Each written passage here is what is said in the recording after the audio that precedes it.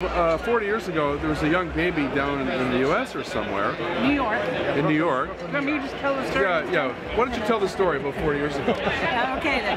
So yeah, 40 years ago there was a young boy from Puerto Rico living in New York and had this very bad disease where he couldn't swallow without dying, and he couldn't breathe, and he was having these very difficult problems, and he fell into a system with no Medicare, and until a nurse reported it, and one of our newspapers here, well, I won't mention the name, but one of our newspapers here went down and saw the situation, and we found that Dr. Robert Filler, who was just leaving Children's Hospital in Boston to come up here, he could do that surgery, and he told us he could do the surgery. Air Canada graciously flew young Herbie Quinones, who was 7 months old and weighed about 10 pounds. He was very underweight. Anyhow, so they put in a spring to separate his esophagus and his windpipe.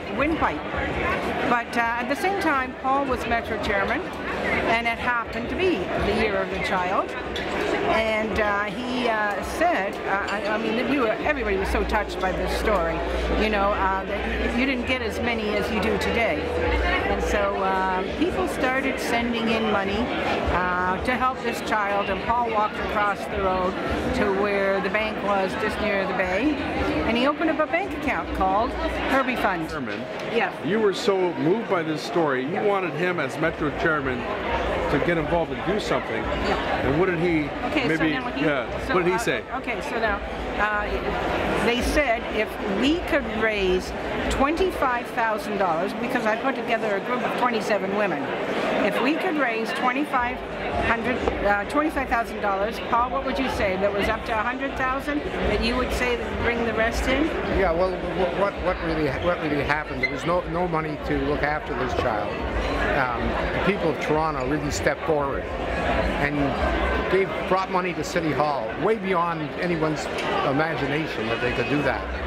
And the impetus of the people from Toronto who stepped forward created interest all over North America. And so what happened was Air Canada offered a plane.